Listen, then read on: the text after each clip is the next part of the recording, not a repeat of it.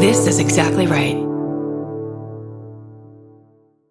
The Hulu original series Furious is coming to Hulu and Hulu on Disney Plus on July 27th. Starring Emmy Rossum as Alice Black, Furious follows a rookie FBI agent on the hunt for Catherine, played by Lola Pettigrew, a mysterious and calculating female serial killer. While Alice upholds justice, Catherine kills for it, terrorizing the rich and powerful men of New York in her pursuit of vengeance. With secrets that change everything, Alice discovers there's a thin line between hunter and prey. Watch the Hulu original series Furious on July 27th. Streaming on Hulu and Hulu on Disney Plus for bundle subscribers. Terms apply. Goodbye.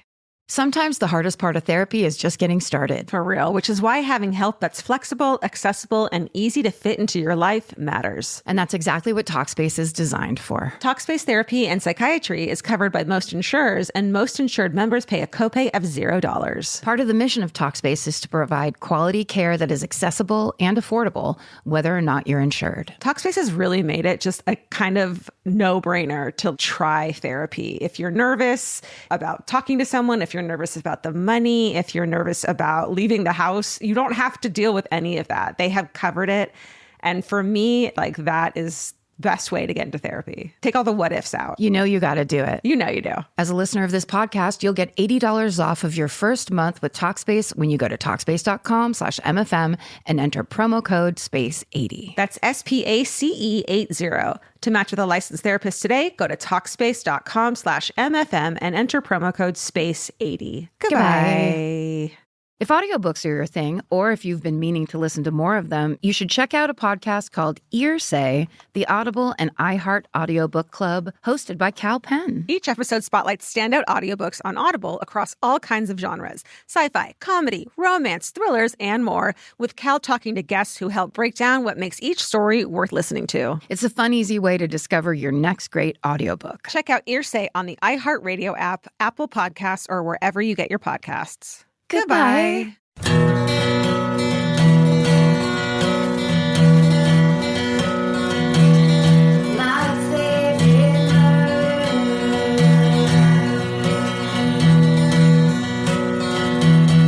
Hello. And welcome to My Favorite Murder. the Minisode. The coronavirus special. No, this isn't. Oh, no, that's a different thing. show. This podcast will kill you. That's right. Please buy their soaps. This is where we read you back your stuff that you've written us. We've gotten some really good ones. Oh, amazing. What's exciting about having a podcast is the response time, where you ask for a thing and then people are like, I got you. Yeah. Here you go. That's what happened this year. Here it is. I said this year. That's what happened this year, 2020. It's March of 2020. Finally, you guys got it together. I do have one corrections corner from last week, Minisode. I didn't know how to pronounce the Irish word. It's crack. Oh, is that a place or I don't remember? No, it's, I believe it's, I don't have the email, but I think it's the slang word for like booze. Oh, okay. Like, right? Yeah. Stephen. God damn it. But anyway, I said crake because that's how it's spelled. I remember now. And several people tweeted and said, girl, it's crack. But it just changes the party story when it's not like you're not saying. Oh, the email was from Lynn's, and what's the crack is kind of like what's happening or what's up. Oh, what's the crack? Oh, well, you just look up and see if it has anything to do with booze, because I always read it as it was a booze thing. But look, what I like to do is take a correction corner and triple down on it and just keep on being wrong. And then guess the origin. Remember the thing I was wrong about? Well, I'm right about how wrong I was about it. Ooh, okay. For Urban Dictionary is Irish word for fun and enjoyment that is brought when mixed with alcohol and or music. Oh, I was half right. Can we start using that? Yeah. I like what's it. The crack? Hey, what's the crack? Hey, what's the crack? Love it. And then everybody does a shot. Anyway, well, so thanks, Lynn's, right? And everybody that corrected me nicely. Yeah. Do you want me to go first? Yes. The subject line of this email is that time I rode in a serial killer's van before it was seized as evidence. Oh, dear. I wonder what this is about. Hi, MFM team. Back in 2000, my cousins were starting an upholstery business and needed a company van to get started.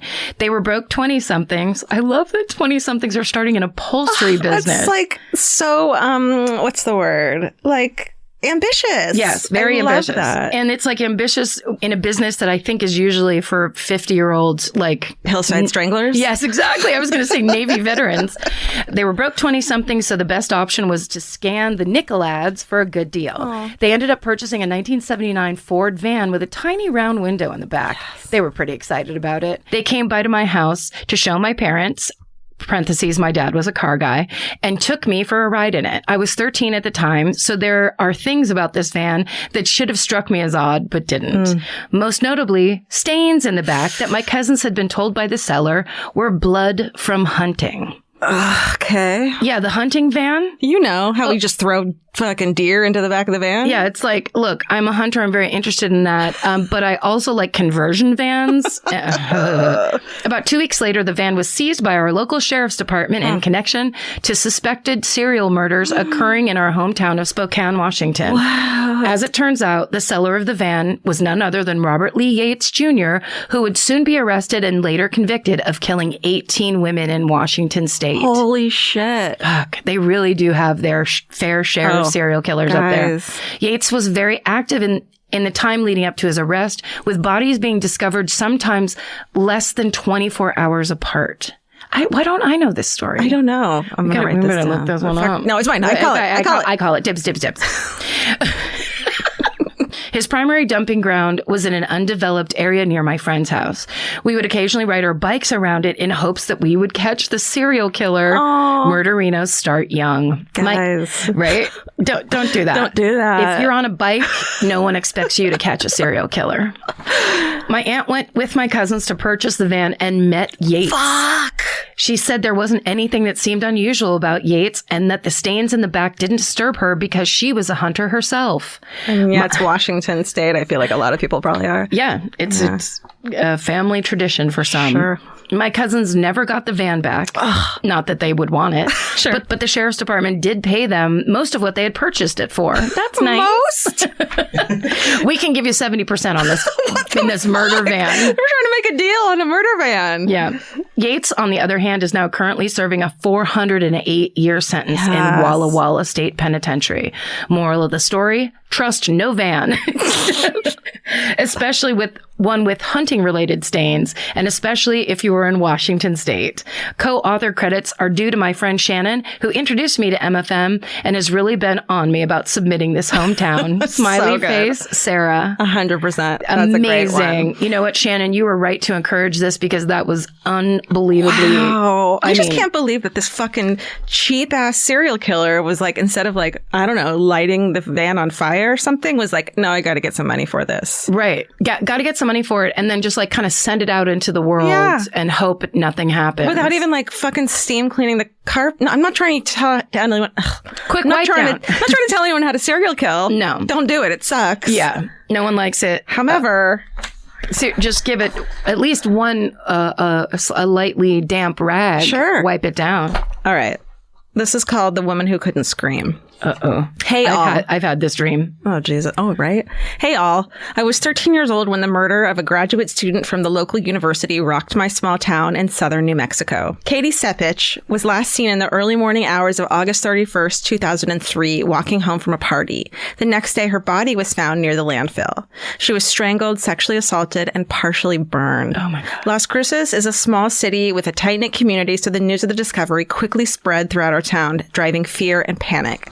It was all a blur at the time for me, and I'm sure my parents tried to shelter me from the gruesome details, but I remember seeing her story all over the news, the image of her bright, smiling face seared in my memory. It wasn't until later in my life that I learned of what actually happened to Katie. When she didn't come home the next day, her roommate reported her missing. Authorities questioned her boyfriend after learning they'd gotten into an argument the night before. After further investigation, police discovered that she actually had come home that night because they found her shoe and what appeared to be a struggle in her bedroom. Oh, no. Her case went unsolved for 3 years until a partial DNA match was made with a convicted felon, Gabriel Avila, in 2006. Whoa. This fucker confessed to her murder by saying he almost ran her over with his truck as she walked home the night of her disappearance. He pulled over to make sure she was okay and wound up following her until she made it home. That's when he attacked her. He pled guilty to multiple felonies and was given a 69-year sentence. He was only 27 at the time of her murder. Bright side of the story, because of her death, New Mexico passed a law called Katie's Law, requiring anyone arrested of a violent crime to submit a DNA sample. Nice. Her parents have been pushing for this law in other states and have now expanded it to 31 of them. Whoa. It's shocking to think about this happening in the town I grew up in, where we felt safe. It makes me grateful to know that Katie's death wasn't ignored and drove change within the system in New Mexico and elsewhere for good. Yeah. Stay sexy and don't let motherfuckers get away without a DNA sample. Amanda, wow. Wow, that's so sad. I mean, all of these stories are so tragic, and it's so nice when then you get to say, and this family whose lives have been ruined, changed forever, so impacted, take all of that pain and make change for other people. 100%. It's so beautiful. It is. The subject line of this is, the police questioned my grandma because she checked out the same library book as John List. Say no more. Okay, it's the end. Amanda. Ladies, pets, and mustaches. Small talk sucks. I just listened to Minisode 164 where you asked for good old hometowns and grandma stories, and it made me think it's finally time to write you with a story that I've been sitting on for a while. But, doing stuff is hard. Amen. Oh my God, you're so right. So my dad grew up in Westfield, New Jersey, home to the #1 asshole family annihilator, John List. Mm-hmm. Quick refresher. In 1971, List killed his wife, mother, and 3 children and left them to rot in their New Jersey mansion while he went off to start a new life before being identified 18 years later from an episode of America's Most Wanted. Beautiful encapsulation. Totally. So back in 1971, when the police found the bodies and started their investigation, my grandma was called into the local police station for questioning. The way she tells her story, she was pretty surprised since she'd obviously heard about the murders, but had never met John List or the family. When she got to the station, the police started asking her about her reading habits. And that's when she found out that she'd been called in because she'd checked out the same book from the local library as List. My grandma loves to read murder mysteries, OG Murderino. And the investigators wanted her input on how the murder in the book she checked out might have inspired John List. Fuck. Although grandma wasn't able to help the investigation much, I can never get over the fact that she was called in for questioning because of a library book. My grandparents and dad always say the List murders had a massive impact on their town, and I think it's kind of cool to have this bizarre connection to it. Thanks for all you do and say. My Lexapro and I love how open you are about mental health and the daily struggles of being a human. Stay sexy and always carry a library card. Yeah. Rachel. I wonder what the book was. I know. My sweet Audrina. I just love the idea that they're kind of like, yeah, we need to check you out. And then once they're like, oh, it's a grandma, they're like, okay, what happened in this book? But they're like, we don't want to read it. Just give us a synopsis. You're in there. As good as your granddaughter is giving synopsises. Yeah, really. Then here you go. Okay, this one's called Pine Sol Saved My Grandma's Life. Greetings, friends, and Steven's mustache. Let's get right to it. I was having dinner with my family not that long ago when my grandma was going on about how dangerous being out on your own can be and how you should always make sure you're aware of your surroundings.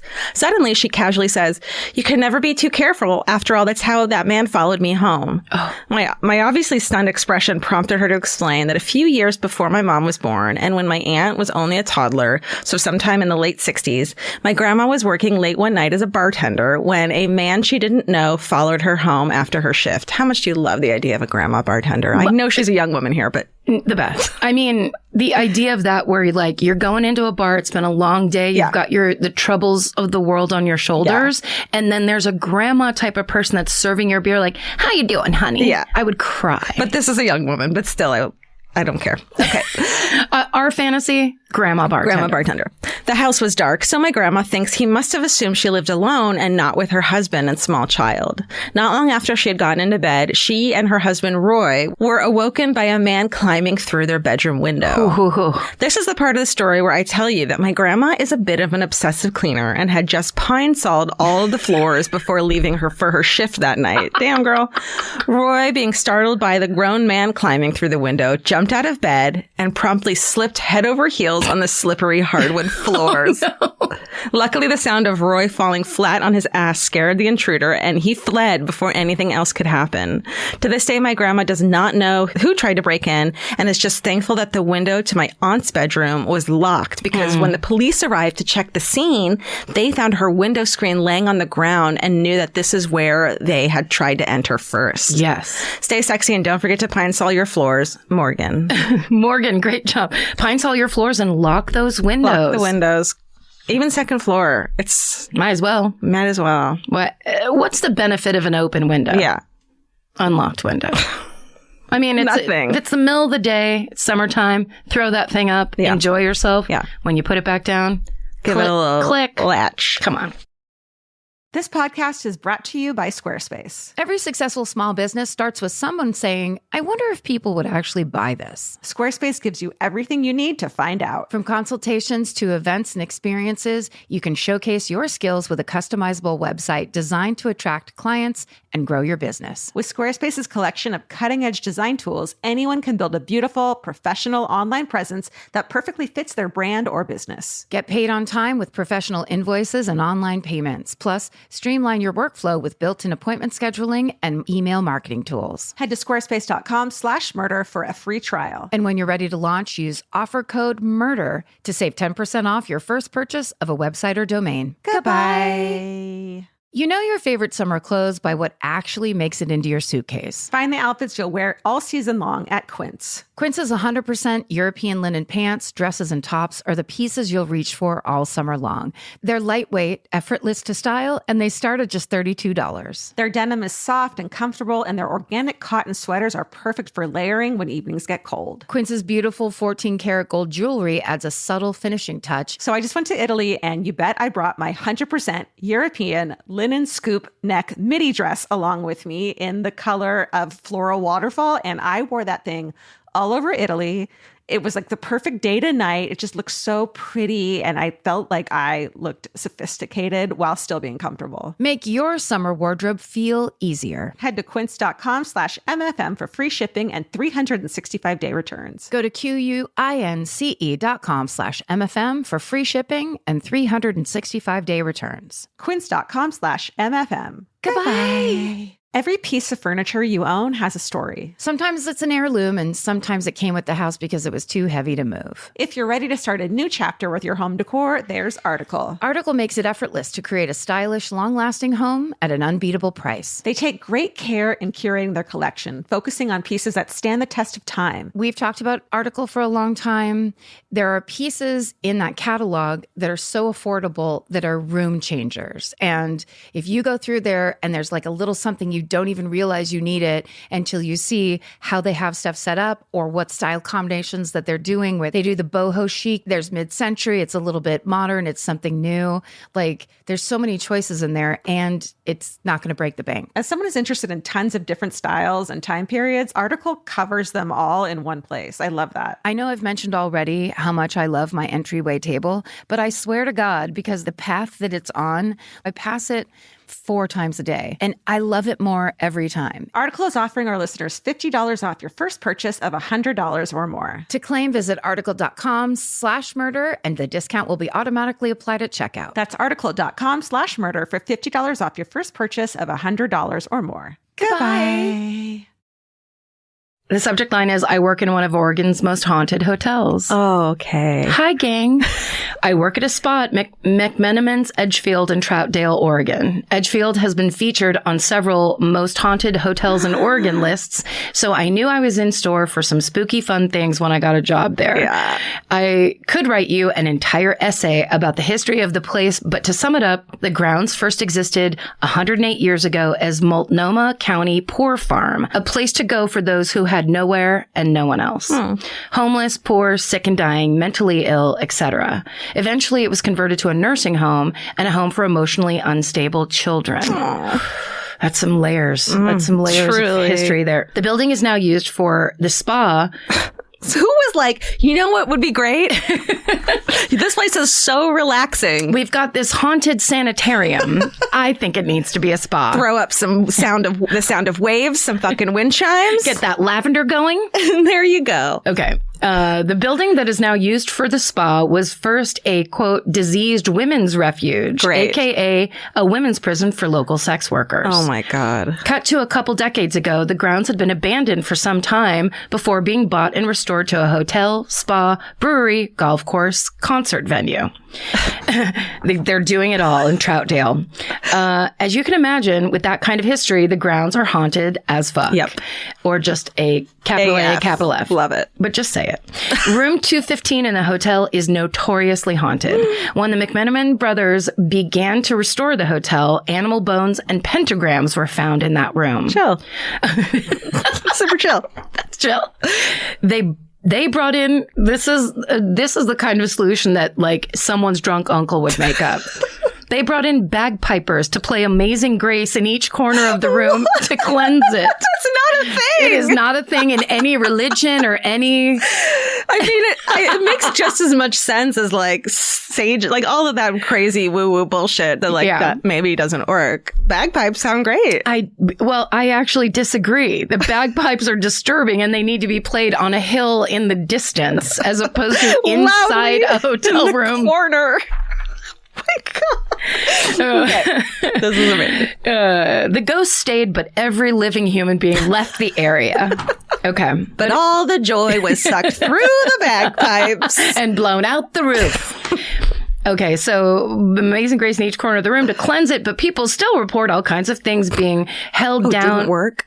Oh, yeah, exactly. Oh, all kinds of things from being held down in their sleep to seeing old, poor farm residents in their room. Room 215 is often booked months out. Whoa, people are fucking crazy. People love that shit. Yeah. They want to touch the other side. Yeah. One morning a few years ago, an esthetician came into the spa to find, all caps, a whole goddamn molar sitting on her table. What? Not just a chipped tooth, an entire molar. What the fuck? Yeah. Then it says, like, what?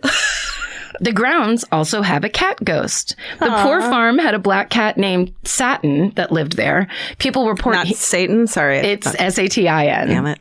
I know. Very close, though. People report hearing a cat in their hotel rooms, feeling a cat run over them in bed at night, and seeing something small and black dart across the room out of the corner of their eye. Ghost cat. I could... Can I just say, when Vince and I are in any hotel, no matter how shitty it is, it's like, at least there's not cats waking us up all night. Yes. So if we get to a fucking hotel and there's a ghost cat, yes. Oh my God. You're like, I paid good money to get away from cats for 2 days. I could write out endless more stories about this place, but no one likes super long emails. Hell yes. Stay sexy, and if you need a place to say the next time you come to Portland, check out Edgefield. We have ghost cats. Hell yeah. Let's have a Murderino like family vacation there, and we'll all go. All of us. We'll all descend upon. That's right. Troutdale. The Troutdale. Yeah. That's amazing. Okay, this just goes. It's called Hometown Story. Hey, you beautiful women and Stephen. Oh, sorry. I used to be a party girl who lived alone in an apartment in North Springfield, Missouri. Emma's Missouri, right? Uh-huh. The shady part of town, next to my elderly neighbor, Bill. Bless Bill for putting up with my bullshit, because I used to come home at all hours of the night drunk off my ass. Mm-hmm. One morning I had an appointment to get to, and since my mother was aware of my party life, she called me at 8 a.m. to make sure I was awake. Oh, nice. Still drunk and naked in bed, I made sleepy talk with her and could hear what I thought were my downstairs neighbors talking very loudly. My mom said, "They're being so loud I can hear them too." Next thing I knew, there was a knock on my bedroom door. Ooh. Holy shit, Mom. Someone knocked on my bedroom door, I shrieked as I leapt from my bed, completely nude. It was the police. My first thought was, oh God, what did I do last night?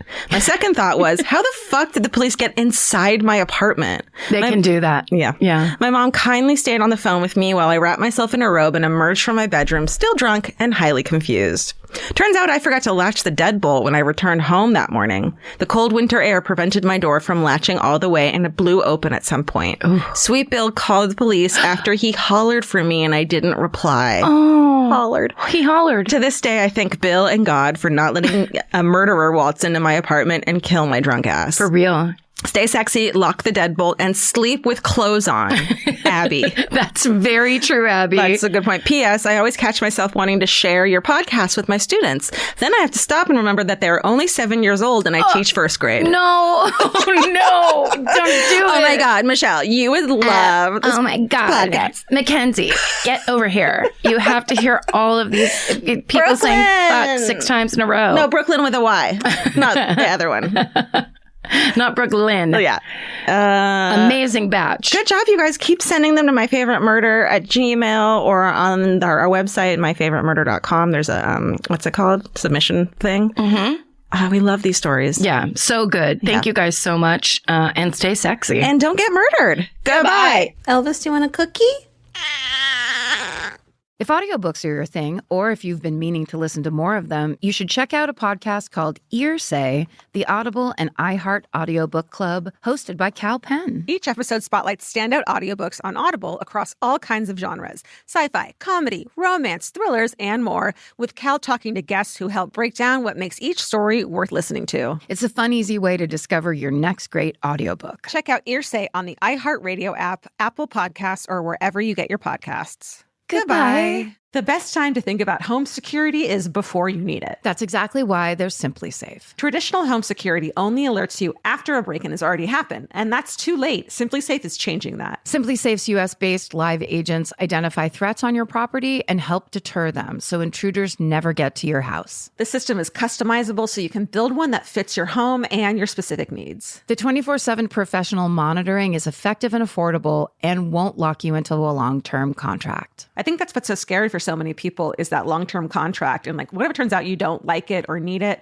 but they don't have that because they know you'll like it and you'll know that you need it and feel so much safer when you have it. Like at this point in my life, I would never go without a security system on my house. I just feel safer with actually having Simply Safe around. There's a whole staff at Simply Safe that's waiting to talk to you and help you out. Right now, you can get 50% off your new system by visiting simplysafe.com/MFM. That's half off at simplysafe.com/MFM. There's no safe like Simply Safe. Goodbye. Cheap Caribbean's Jet Set July sale is here. Right now, save $200 on vacation packages of 4 nights or more with promo code 200BEACH. Whether you're dreaming of Cancun, Jamaica, or the Dominican Republic, your next vacay just got more affordable. Don't let summer pass you by without the beach. Use promo code 200BEACH and get more sand for your dollar. Head to cheapcaribbean.com today to book your beach vacay. Goodbye.